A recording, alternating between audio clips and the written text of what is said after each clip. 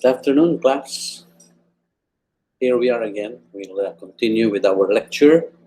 This lecture on part 2 of lesson 1.3 in module 1 for LAMP. Class, this module is the longest module. It consists of 3 lessons. Now, after this module, we will proceed to module 2, which is rather relatively shorter, and then we can cascade to module 3 already. Now, please take note that this module is, as we have said, a continuation of the very important concepts that we need to put across for all of you. The concept on what is land administration, what is land management, and then we also have a very important discussion on land policy and also land law. And then very importantly, also we discuss the dynamics between these different concepts on policy, law, and also we have land management and land administration. No? So that at the end of the day, we wrap them all together as one conceptual understanding, and how we also relate that to sustainable development. Now, sustainable development impacts on how this land management and land administration activities are done. Because sustainable development is, if we liken it to a railway, it's the rail track. It actually influences how these things are implemented. And in fact, it dictates the trajectory of the direction of the implementation for land management and land administration. So that this time, we will, after discussing on an extension in terms of an added concept for land management, we discuss on land governance. Very importantly, land governance, because land management and land administration cannot work without a well-structured and well-implemented land governance. Governance provides the procedure, the mechanism by which land management and land administration activities can be accomplished. Okay, so after discussing land governance and land management and land administration, we'll now go to a very important concept also for land management and land administration. We call the participation part of the stakeholders, the participation part. But firstly, we will discuss on the evolution of land administration. Just quickly, we will review this concept. This particular part of the lecture is actually taken or lifted from a professor from the Institute for Geoinformation Management in Enschede, Netherlands, Dr. Arvind Man Tuladhar. So we attended this lecture in the Netherlands, and that we specifically made use of this as part of our lecture materials for this course.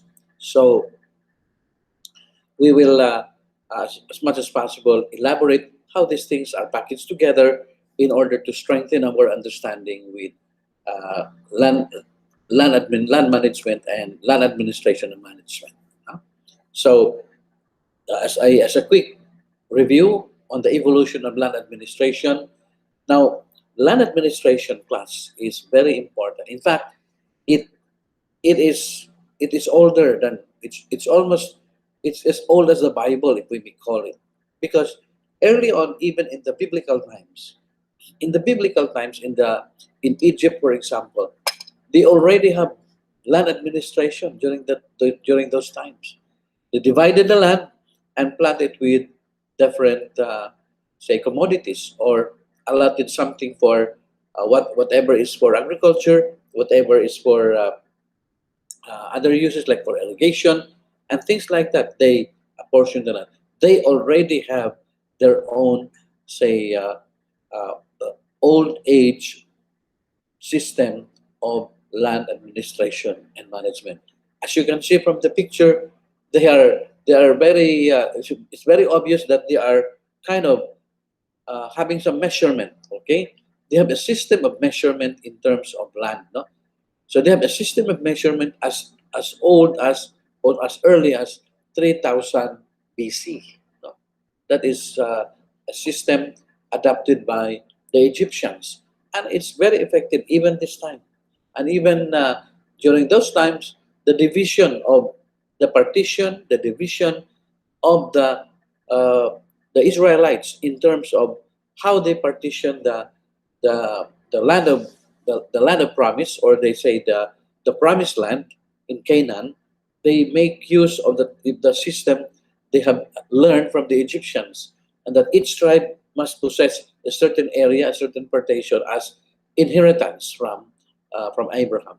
Okay, so with that class, we'll proceed. No, now change the land administration system as we have done a while. I mean, few lectures ago. There are the land administration and management changes or change from time to time. No, we call there was a a change in how land administration was conducted. Firstly, you have in say for example in the early times in the 1700s, we have fiscal. Okay, change from how land administration actually say evolved, and what sort of system adapted, no, for this particular, we call it the cadastral system.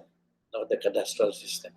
Now, in the as we have said, in the developments of uh, humankind, we have the agricultural revolution and then industrial revolution, and then you also have the war reconstruction, and you also have the what the sustainable development and social equity consideration.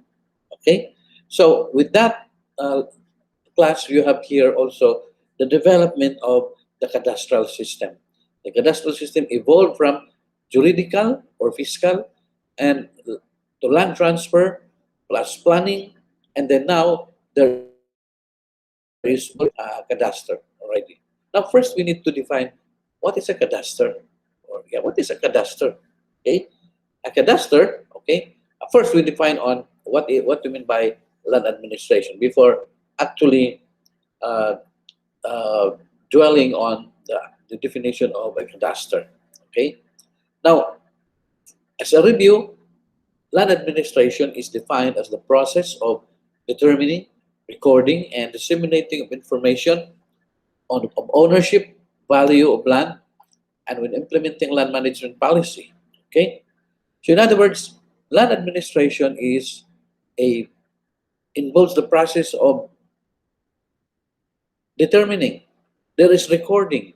There is also dissemination of information and identifying who is the owner of this particular land, and defining what are the boundaries and what are how are we going to value a piece of property or a piece of land. No, this is a common purpose for land administration. When it comes to identifying or identifying and titling or whatever you have measuring a piece of property and pull that together as an information database, that is part of land administration's work. Now, the land management work is actually classification and allocation of land, various land areas or shall we say, land landscape for various uses. No, allocation. Now you have to go into, if it is allocated for settlement, you have to deal with partitioning that particular uh, land resource and allocate that for private ownership. Now that is land administration. No? Now, land administration is a process of regulating land and property development in the use and conservation of land, gathering revenues, taxation, something like that, sales, and resolving conflict concerning land ownership. Okay, so that is, in other words, if we if we from land policy we zoom in, we have what? Land management. Okay, allocating land for various uses. And if we zoom in a little finer, a little further down the line, we see a piece of, like for example, a property. If we zoom in all those different land allocation, we see divisions and parcellary mapping of all properties. This is actually part of land administration. Okay, land administration is all about parcellary, the dynamics of the parcellary mapping, measurement, ownership, and also revenue generation. Okay, that is land administration. Works at the parcel level. Okay, while land management works at a landscape level, looking at the various uses of land. And if you have land policy, looks at a territory, for example, a territory level. So that is the delineation in terms of the jurisdiction and scope of what is land administration and what is land policy.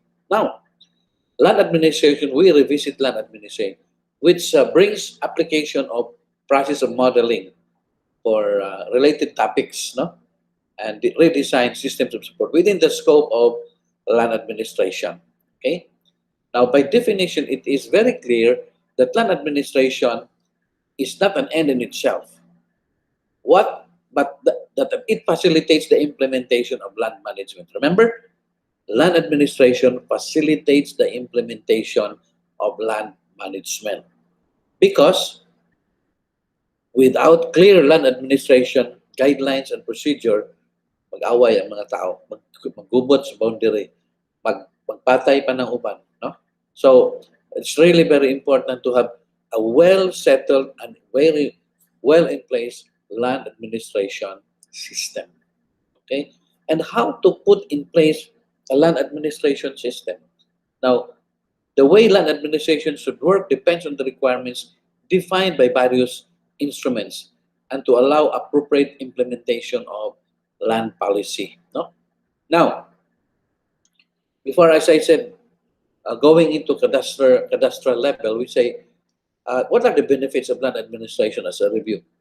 One is securing ownership and tenure, avoiding, if not decreasing, if not avoiding land disputes, speedy, reliable transaction, protecting state and communal lands, property valuation, stimulating markets, supporting land reform, supporting urban planning, infrastructure development, storage and dissemination of information. So you can see the benefits of a well-settled and well in working land administration system.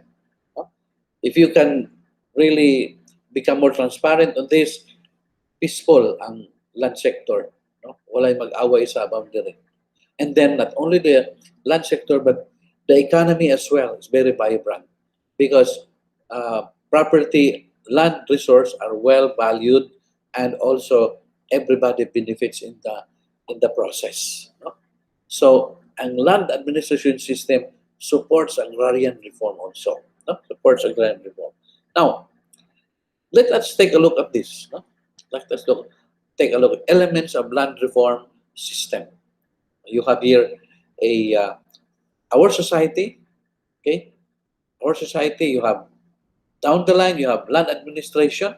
Okay, and then in the left side you have land services. In the right side you have land information.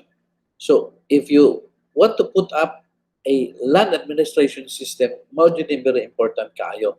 You have land services and you also have land information. Okay, in the land services, okay, land services, you have, what are the services? Adjudication and dispute resolution, clearly identified. What do we mean by adjudication and dispute resolution?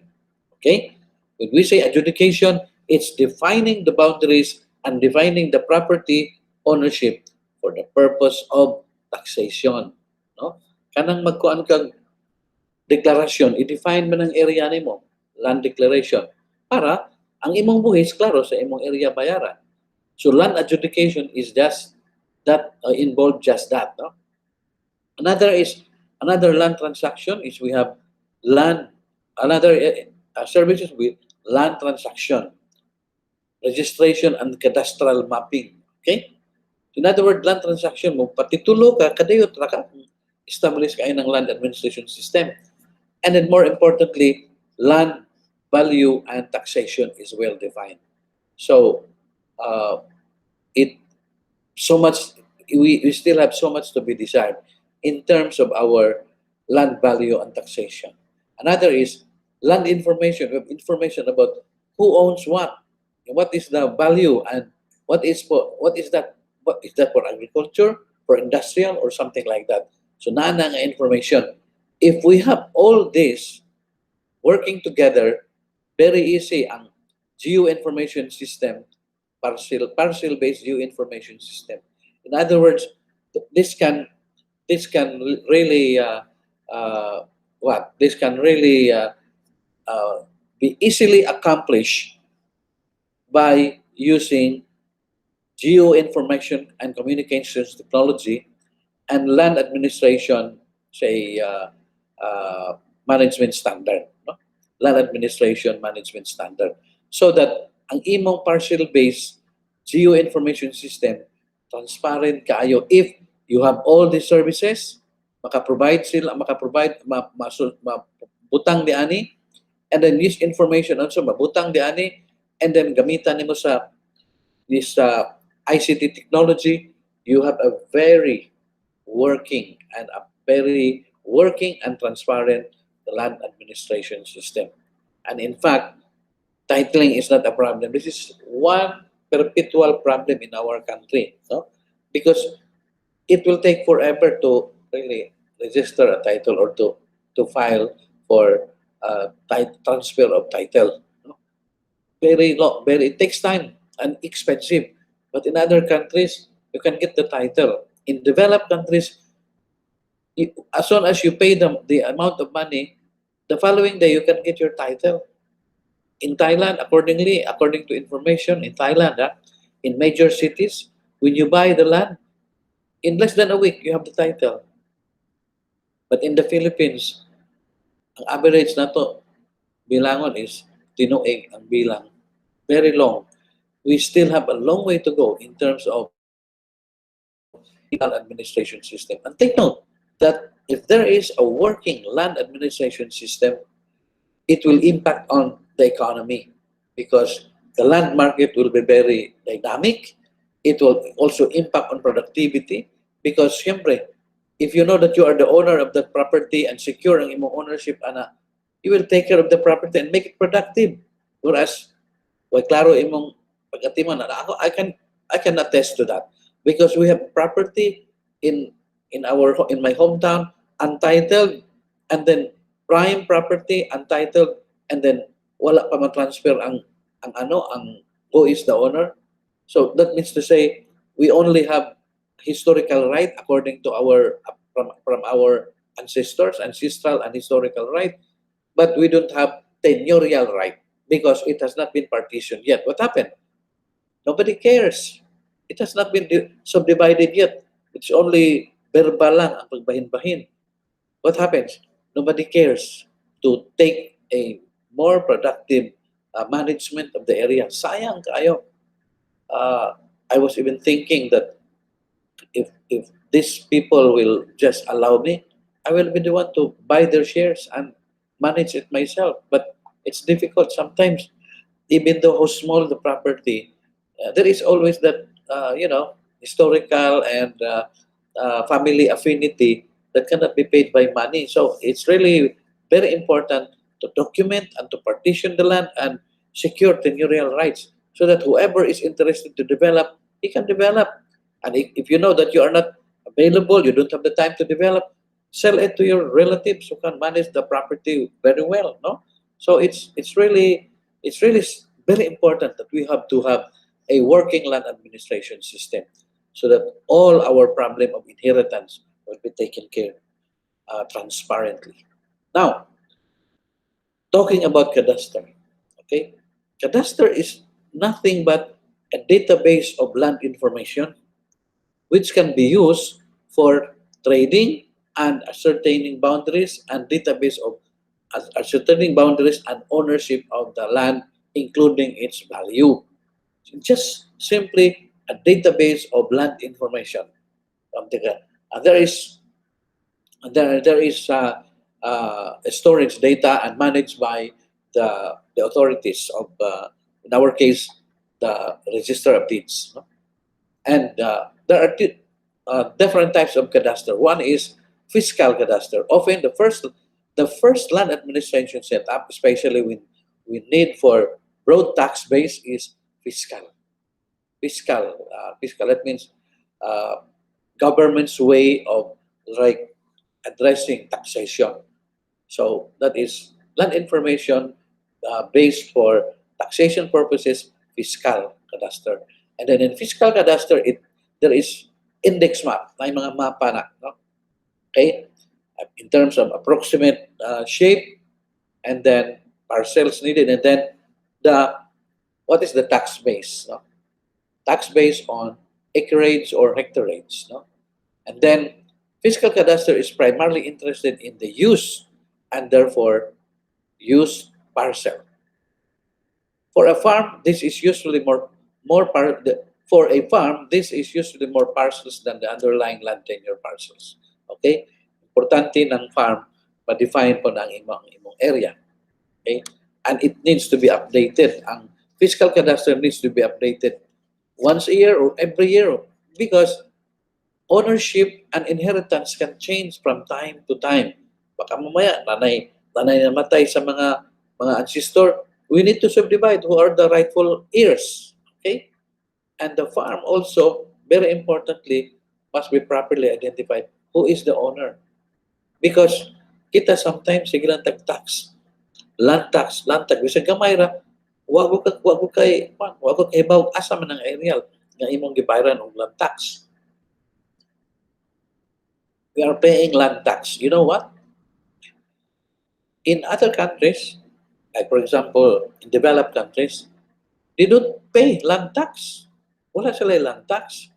They were even asking us, are you charging land tax? Yeah. Yes, why? Ingon sila, in our country, in our system, we don't uh, charge, we don't collect land tax. So what will you collect? Income tax from the land. Okay. So in other words, land tax, why? If you are the owner and you are not making the land productive, time will come that it will be taken over by any rightful claimant or the government itself. Yeah, you are not making the land productive. You are given certain reglementary period, meaning to say certain period of time. If you are an absentee landowner, you better have it rented, or you better uh, uh, sell it, for example, because you have the you have the role, you have also the responsibility, and there is a restriction by the government. The government will say, make your land, which is titled in your name, make it productive. That is your responsibility. If you are not doing that, it will be your attention will be called with the government. No? That's why the fiscal cadastre has to be updated once a year. Okay. Now there is also what we call as legal cadastre. Usually it grew out of fiscal cadastres. What is the purpose? It supports property description, identification of land registration. Okay. In other words, it is provides additional information. It is run by different or the same institute or the same agencies, and it is also like managed by surveyors. Surveyors have the ano, have the map of all areas that they have surveyed, and then this survey from the surveyors will actually have the force of like legal force. Okay. Now, legal cadastre is going to be used to coordinate with fiscal cadastre. So it can coexist or it can exist next to fiscal cadastre. Fiscal for taxation and then legal to really for uh, support the identification of land registration. The main role of legal cadastre is to keep index map and unique parcel identifiers. Okay, unique parcel identifier bounded by this one, bound in the north, and then something like that. And then there is a unique uh, index map. Hindi yun na mawala bisag unsa pay kuan. No? It's really technically the quality of map and boundary service need be need might be needed might be higher than fiscal cadastre.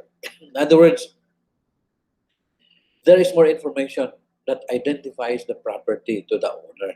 Okay, it is not just identifying the boundary. Aside from defining the boundary and the owner, there is more information that will ascertain that you are really the owner and what type of property is that. So that is legal cadastre. So it's becoming more more clearer in terms of like identifiable piece of property.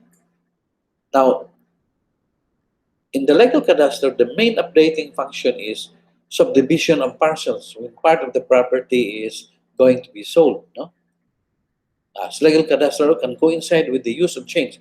Often, the legal cadastre often needs verification against land use plans. That's true because the land use plan will be another overlay land use plan of the community or the whatever geographical unit you belong. No? It provides an overlay of additional information in terms of public restriction, in terms of use and control, and other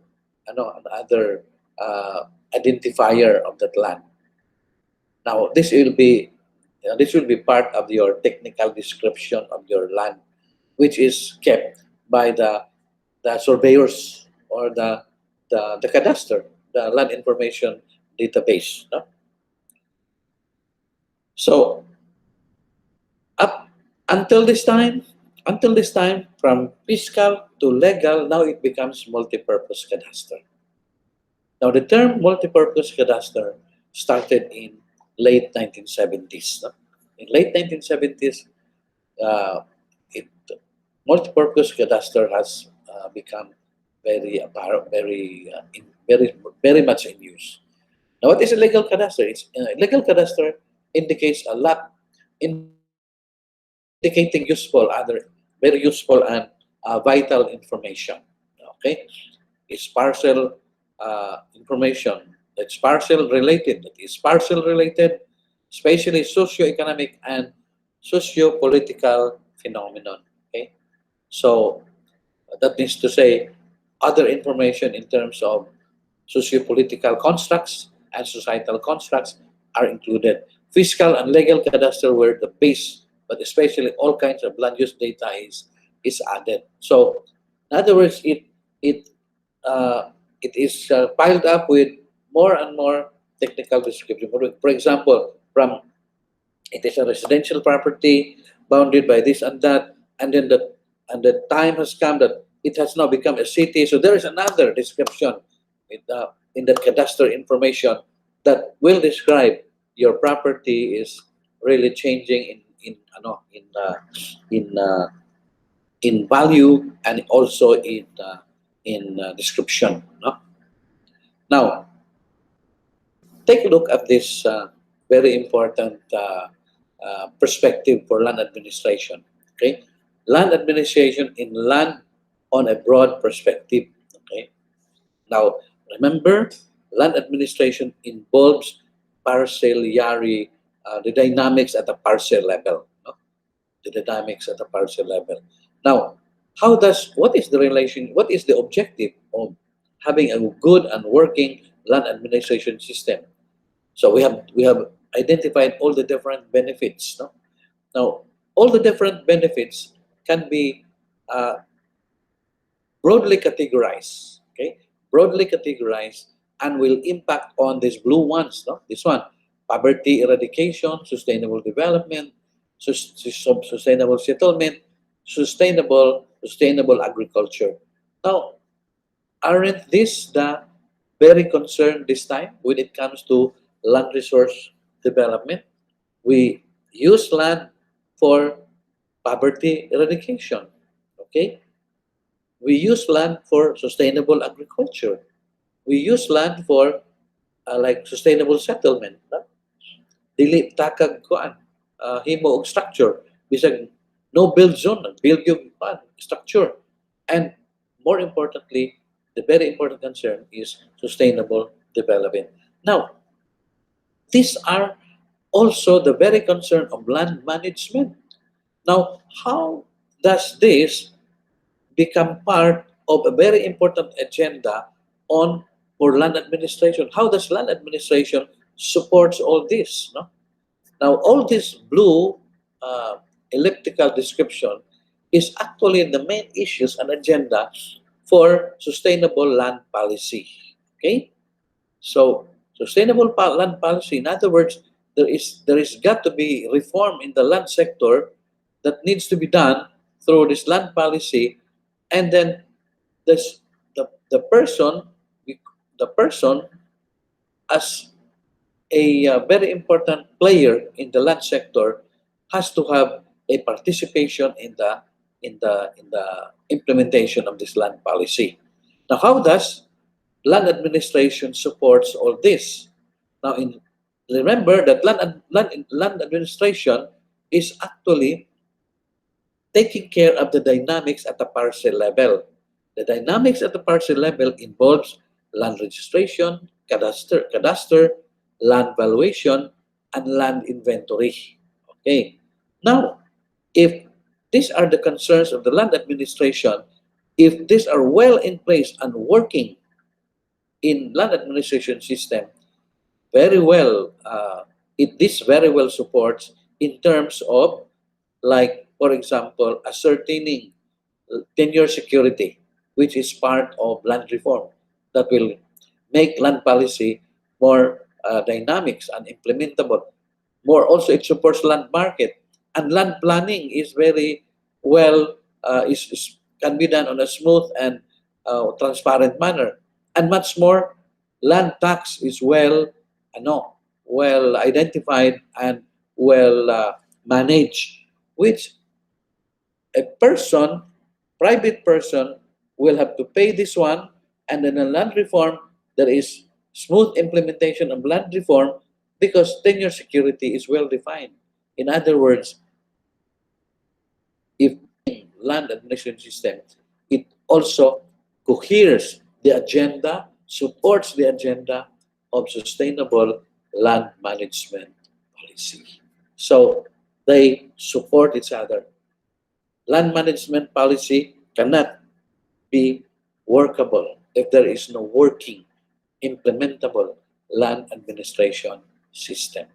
So you can see now the intention of land administration. Now, we want to accomplish and we want to, make a land administration system workable, implementable, and acceptable to all stakeholders and players in the land sector. Now, if we remember that the land administration works at the parcel level. Now, what can you see? What can you observe at the parcel level? Okay, at the parcel level, it involves relationship of people in the community and also in the house. It involves relationship of between community, and it involves politics. Okay, it involves politics. It involves say, for example, people. Okay, politics, people, and more importantly, it also involves governance. Okay, at the land at the parcel level. So if that is the case, we cannot avoid, but that in the process of implementing and designing a workable land administration system, we need their participation. Otherwise, magira mo, ining pataka lang ka, mag-survey nga ni ka, ining buntar pa lang sa imong instrument dito sa property, manuol na dayon ng mga silingan. O unsa man yung gibuhat, magunsa man mo, something like that. Manuol na dayon. O di na maklaro dili walay cooperation ang mga various landowners, is going to be commotion. And there you go, conflict will eventually arise. So, in other words, to implement and to institute a working land administration system, we need participation. So the next topic that we need to tackle is, what is participatory land administration and management? Okay. What do you mean by participatory land administration and management? Now, what is the P in participatory land adjudication? This is again another paper by uh, Groenendik, no? Lisa Groenendik, no? So I accessed this quite a while ago, but this is very important in emphasizing the the P in participatory land adjudication. Now, what is participatory land administration and management? I title this, or the title of this is the P in land adjudication. Okay? What is land adjudication? Land adjudication is the process through which existing rights in a particular parcel of land are finally and authoritatively ascertained. Okay? Remember, the rights of a particular parcel, two things, parcel of land are finally, with definiteness, no? Finally and authoritatively ascertained. No? What does it mean? That means to say, if there is land adjudication survey, it needs the authority from the government. It needs the authority from, from the public. And it needs the authority of, like, the technology, very important. Ang magsukod-sukod na ganitong PC, sa may mutuon ni mo, ana. Very importantly, technology and the authority from agencies or from the government. Because without that coming into place, you cannot adjudicate. And when you cannot adjudicate, it's going to be dispute in the land, by the management of land. But we need participatory participation in land adjudication. Otherwise, magsugod-sugod ra ka nya, di ka mananghid sa mga silingan nga area diha. Dugan sa kauras, magubot mo. Okay? That is why when you conduct, you will notice that when the surveyor conducts a survey, there is the adjacent landowners will be made to sign na they will be conducting survey, mananghid yun, aron i-adjudicate, define ang boundary. Okay? And adjudication is very important para maklaro yun unsa magkadako ang imong area with finality and authoritatively. Okay? Now, I'm going to give you a quick exercise. Okay? Now, take note that this exercise, almost like a workshop, you need to answer this one. No? And this is a scenario by which it will also draw something from your end in terms of how you understand participation. And I want you to answer as independent as possible. Meaning to say, this is a group output, but I want you to answer the questions from your own understanding without having to use the terms that we already discussed in this class. What is your own understanding? The objective is to get insights in the feelings of stakeholders. Kung kamo natungdan ba, kamo yung stakeholders. The exercise is entitled The New Road Project. So naay bag-ong kalsada kani sa ato karon, naay daghang mga clear o kanang naay roadside. In other words, ang right of way sa ang mga what we call this kanini ang mga road right of way sa kalsada, ikuha na nas gobyerno. So daghan kang there's going to be an issue in terms of right of way kung di na mo sugot ng agubon ilang balay, no? So there is a new road project. Bye-bye to Ormoc road project, ana panalitan. So this is the width and the length bye-bye to Ormoc. So kung unsay maagian ana, it's going to create an issue. I want to get an insight from your end, assuming naa ka dito sa part ka ana nga community nga maagian sa road project. And then the other one is to understand the rationale for stakeholder involvement in this particular case. Okay? Makita po na to ang unsa ka importante ang stakeholders involvement. Okay? So, that is the objective of this exercise, the new road project. Remember, I will collect your answer on this. You just send your answer, your reaction to this through email. Now, this is the exercise. Okay?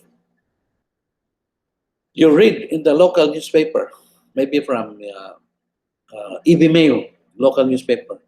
A new road is to be built around your town or within your town. You note that the proposed road will pass close to your house, okay, and cut through part of your front yard of your house. So maigo yun ang front yard niya, basig matunga ang imong front yard, no? Guba gyud imong kanal, ay imong fence, no? Imong gate, guba kanagian sa road project. And you can see exactly, dagan may naigo di ana, no? This development will reduce noise, traffic congestion, and a number of accidents in town. Okay?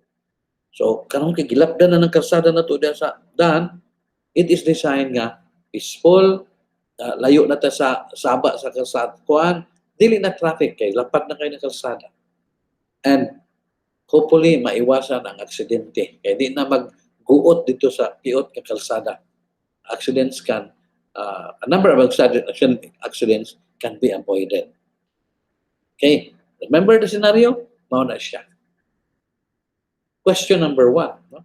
I want you to answer this question and submit your answer as a group. No? As a group. Submit that one day. I mean, I'm going to give you the deadline for this one. I'm going to make a statement dito sa group chat na to. No?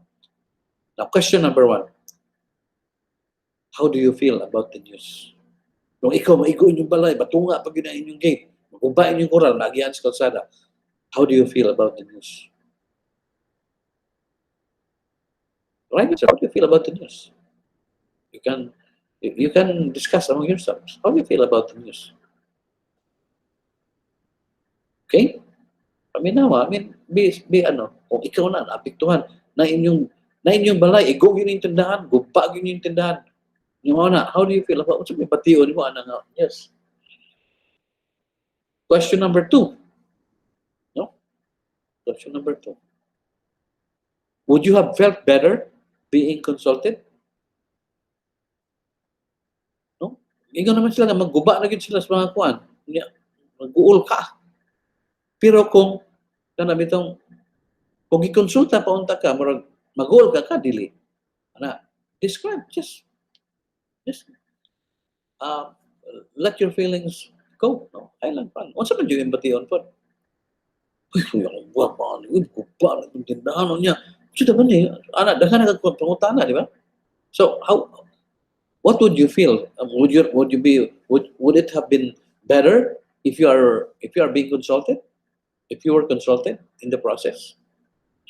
If you say yes, why? If you say no, why also? No? So answer this question. Question number 3. Okay, question number 3. Mani, nakalsada, nagway dining, igog yun, pati inyong kalubian. Tumbatanan, no? Hindi kay government man ang alam baya, kay mao man ay measurement, giingnan man sa unang, katong sa utod pa sa una. Spanish Road, mao niya ang Spanish Road. Spanish Road, that means, ni adto ba dyan ay kalsada, karon kanyang hiyos naman ang Spanish Road.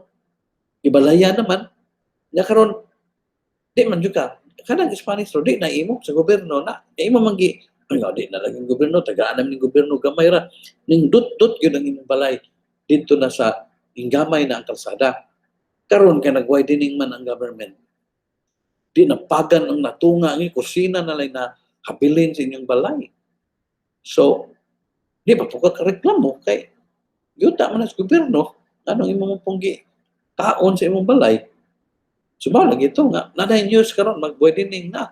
Di ba, guba na inyong koral, ang kalubian ito sa inyong duol, kurot na kay, igo mas, yun as gobyerno nga nag-widening sa kalsada, nga, gikan sa tunga, 10 meters, paingon nga side, 10 meters for, paingon nga to speaker side.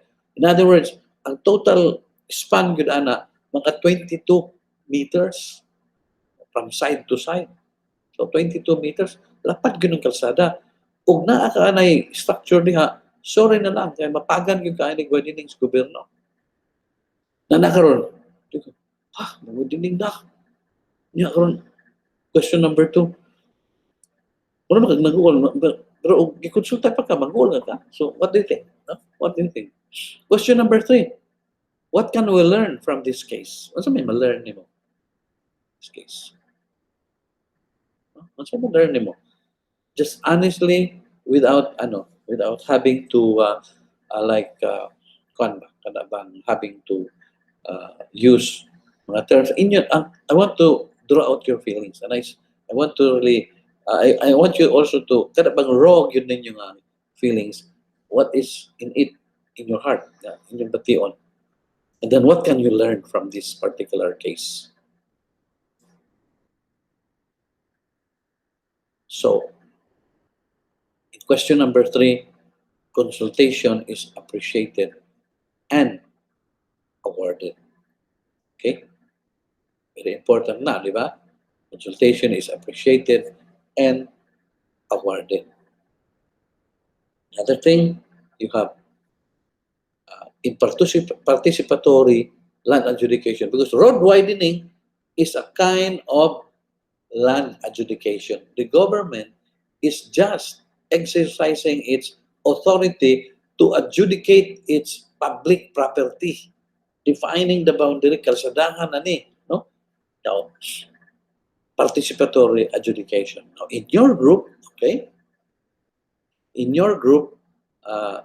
define what do you mean by participation, okay? Define. Aside from answering this question, you have to, in your group as a class, define what do you mean by participation. Okay, it's participation. And is it important in land adjudication? What is the rationale for participation in land adjudication? Write your answer in maybe 1 or 2 pages lang. Ay na lang ng flip chart kayo. Face-to-face pa ni, flip chart pa nung tani. Yan na lang. Submit that. Email your answer to me. Okay? In the class, submit your answer or discussion. Email to me following the deadline set by me in our LAMP211 chat, group chat. So, maghatag ko dito of deadline and like you have to submit to me your learning task. Okay. Proceed that. Timan ito. You can read this again and see kung sa pay inyo gusto makapanan. Kanabang yung paminahon balik ang recording ani. No? So, P in Geographic Information System. We call it because mapping and surveying involves geographic information system. No? Participatory GIS implies making the geographic information technology available to disadvantaged groups in society in order to enhance their capacity in generating, managing, and analyzing, communicating spatial information. Okay? In other words, ang imo ditong GIS technology na ay participation sa affected people and personalities. No? Now, participatory GIS practice is geared towards community empowerment. Okay? Because to adjudicate land adjudication this time is already using GIS. Okay? That means to say, when you use GIS, either table mapping or dito actual mapping dito sa okay, dito sa area, there is always it always involves participation. Magbapa ka dito niya. Di mo acknowledge ng mga, like for example, pag-survey ka dito niya, di mo acknowledge ng mga adjacent landowners. Gubot ra gyapon. They will not cooperate, and it's going to result in disputes. Okay. Participatory mapping also is the creation of maps by local communities. No?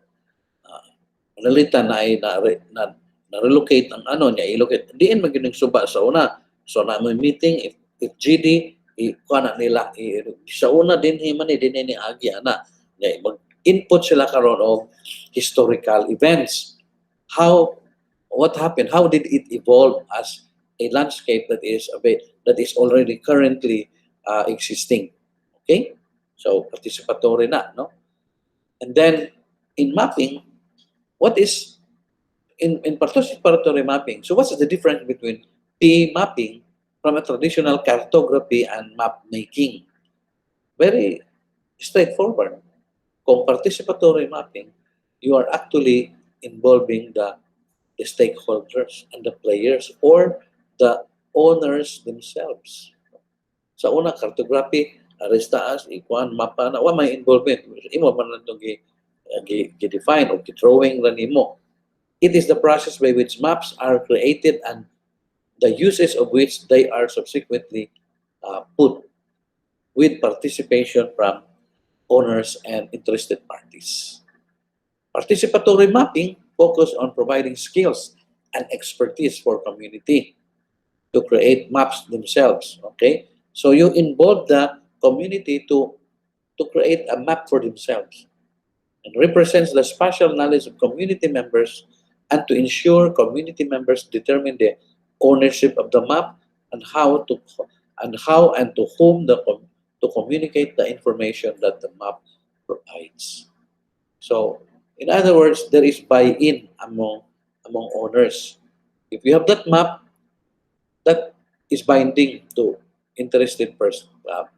That's why when you adjudicate land, it's always it goes without saying na participation sa mga owners involved in the property. Okay.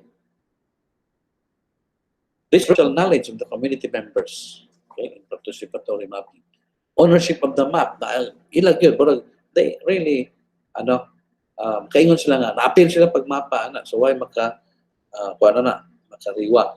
But kung dili participatory, nagmapamapa lang ka niya, imong sekreto o apply, well, that will create dispute. Why? Especially kung ka nang imong mapamapa na, public lang na, imong nang ipasukod, sekreto niya imong ipatituluhan, tanawa, di ba kay magkagubot mo, no? Nayuban na nagkapatay pa, no? Lisod na kayo nga mo man nagipatutuluhan nga baybayo naman na. So people will really find you disgusting or something like that. So it does not promote good relationships in the community. Participator, why participation? Very importantly, normative argument for governments, it is an essence of a functioning democracy. Now, normative argument for participants, that is emancipation, or particularly of a certain group's empowerment and learning. Then, instrumental argument from the government, additional source of information and ideas in monitoring and appraisal by participants. And most importantly, broadening public support. Like why, kung nakay mapa niya, sekreto lang na nimo, it does not possess public support. It's very fragile. Dali ra mo magkagubot niya. and for participants, protection of stakeholders' interests. Okay? Why participation? Okay? Why participation? Because policy or practitioners tend to take an instrumental position and stress efficiency and effectiveness. While there is participation, it stresses the normative, democratic, and participation-related arguments. No? Very important thing kay ano na, kana bang we need to consider the the opinion and an harmonious relationship between those users of the piece of resource or property. So to avoid conflict, there should be participatory. That's why this time, if you make a survey, naagyoy, ano, pananghin or pasaynon ginang adjacent landowner. Lisod di na pwede o dili sila ma-appeal. Tawgon ginatanan ng mga adjacent landowner for every boundary. O nang iskinado na north, south, east, west. O kisay tag-iya diri sa western side, iti sa eastern side, kisay tag-iya sa northern side, nga ano sa imong property, enable survey ka, naagi na sila, ayan, papirmahon pa na sila kung pwede. At least, walay gubot. No? Walay gubot. Yun. Participatory. No? So, kita na, subay mang boundary, okay na. So, wala sila. Di mo maggubot. Butang-butang lang kadagmuhan, labi nagmulapas na gamay diri, makuan dyan na. Maggubot mo. No? So, there are three categories of argument. Psychological and participatory mapping. Three categories of arguments: psychological, political, and practical. In psychological, it is consultation is appreciated and awarded. People are much more likely to accept as fair and even actively support decisions on which they have been consulted. That's obvious. No? Kung i-consulta sila, makaingon ka sila, okay na kay nagkasabot ng alam. And there is also political reason. Democracy demands popular mandate. No? Ika mo, acceptable man. Implying that making democracy work means actively soliciting ideas and building support for decision. Okay.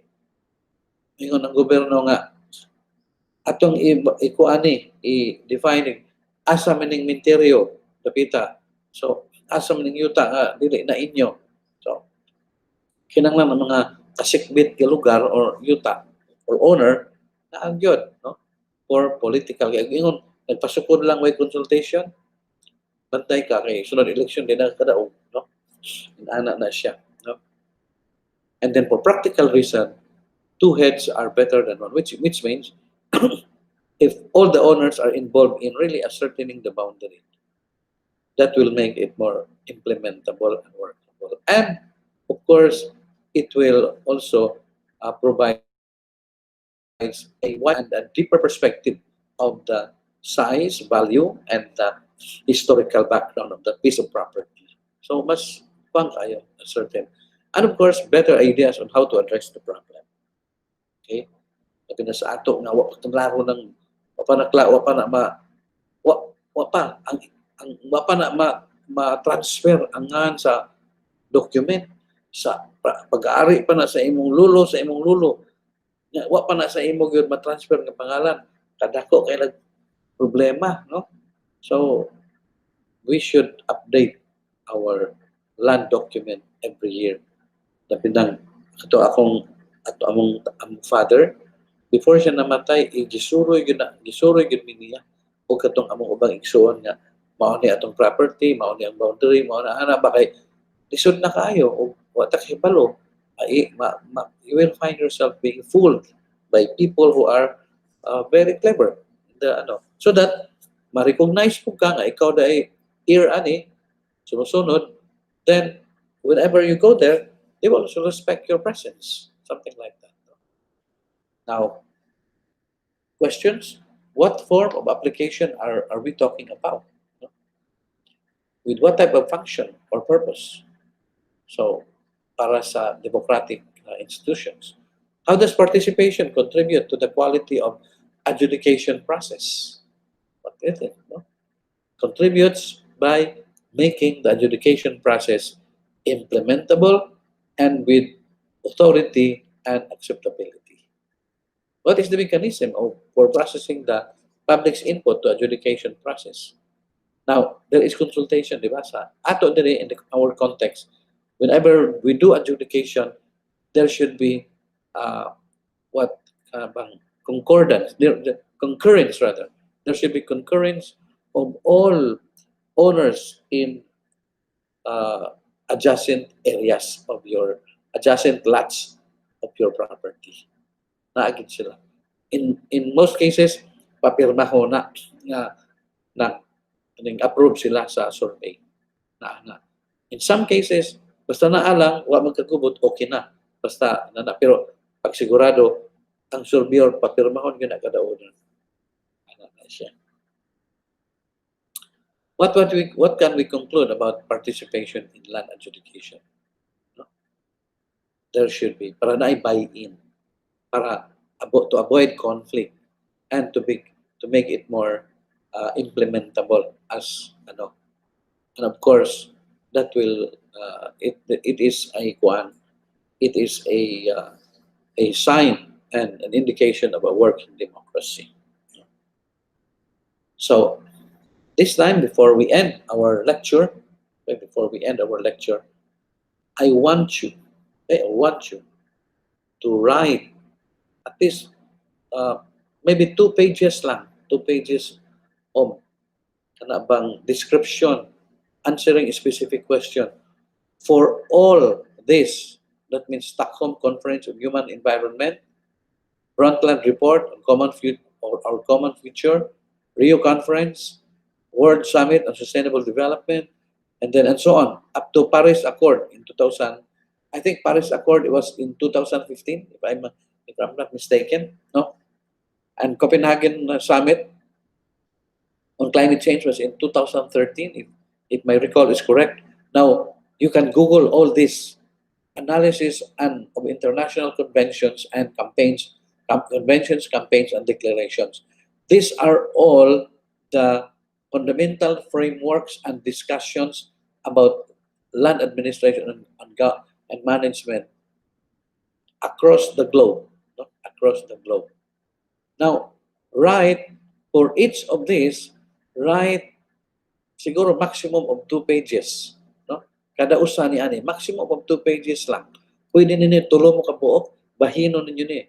Maybe tagduha mo kada usa, bahino ninyo ni. Naiduha mabilin kayo. Walong ni kabuok, no? So naiduha mabilin, inyo na lang ang panantabangan, no?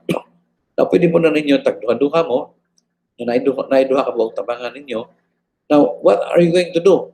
For each of them, write at least, or at most, limit it to 2 pages kada usa. No? Kada usa ani, 2 pages. No? To answer the following question. Okay? Kada usa ato, 2 pages lang for all the items in each declaration or convention. So, for one item, answer all this. And 2 pages lang yun at tanan. What are these? What was it all about? Unsa man to siya? Unsa man na siya? What is yung Copenhagen Summit? Unsa man ang Copenhagen Summit?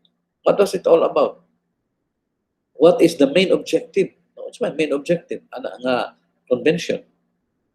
What has been accomplished so far? Unsa may na-accomplish? Write it. No? And then, any issue or issues and challenges in the implementation. Some mga challenges in the implementation. Okay? Through the years, different declarations. Some mga issues and challenges. Unsa ang pina-accomplish so far? Para sa iyo ninyo, makita ninyo ang flow, i-arrange ninyo from pinakadugay hantod sa pinakabago. Ang pinakabago na Paris Accord man. Paris Accord, pinakabago to siya. So inyong arrange na makita ninyo ang flow sa development on and concern on related to land administration and management. Basically, it's all about climate change or environment or sustainable development. But it's clearly connected to land administration and management, di ba? Connected kayo. I'm going to give you an example because the last one is conclusion. conclusion. What should the conclusion be? No? Now, for example, conclusion of the Bathurst Declaration. Usa man ni. Now, for each item, usa raman ni kay Bathurst Declaration raman ni. If you can make a schematic, diagram of the conclusion, okay lang, kayo. If you can do. But I'm not saying schematic yun. Pero whenever applicable, you can make use of this and maybe discuss this particular diagram. But in conclusion, pwede ng schematic diagram lang. Or you can also write narratives na lang kung di ninyo kaya mag-imog schematic diagram. So, that is conclusion. No? Pero, dali rin mag-answer, pila rin nakasentence. May mga kagkapidhangin sa amin, o may ingon ka, o like, itong ay Bathurst Declaration. What do you mean? What sa ng Bathurst Declaration? What is the main objective of Bathurst Declaration? What has been accomplished in Bathurst Declaration? And also may mga challenges sa implementation. And what can you conclude? Kanya conclusion sa Bathurst Declaration. But others, kung dili kaya maghimog schematic diagram, you can just write few sentences, maybe pila ka conclusive statements. Okay? So, again, I'm going to collect this one. You have to submit your answer to this. Okay, I'm going to inform you also in the group chat, but I'm going to tell it to you now that 1 week after, or this, to be specific, the answer to this particular learning task, no? Aside katong usala ito, katong ganina, katong about new road project. Dali ra to. 1 day after makuha ninyo, naabutangan to na kong deadline. Pero kani, this is a long-term plan, relatively longer ang duration ani. I'm going to give you until January 31 for this, no? For this one. Kaniniya. I'm going to give you katutanan ang kanitanan. Timuan ninyo ni tag 2 pages kada usa ni. But all this will be submitted January 31. No? So din individual group ni pero bahin-bahin na lang ninyo para ang usa magduha ra iyang himuon and then pull together, email to me. And I will credit that as group output. No? But individual ang credit syempre. No? Individual ang credit. No? But kamo lang tanabangay lang mo pag-produce. Okay? With that, say thank you. That ends this lesson today. Okay? So, with your, please be reminded, I will also put additional information dito sa atong group chat so that you will be guided in terms of what's going to happen next after this lecture. This lecture concludes 1.3 or lesson 3 in module 1. Next week, we will have lesson or module 2. Okay, the module 2 is just involve 1 lesson. And module 3 also involves only 1 lesson. So, basically, we can catch up.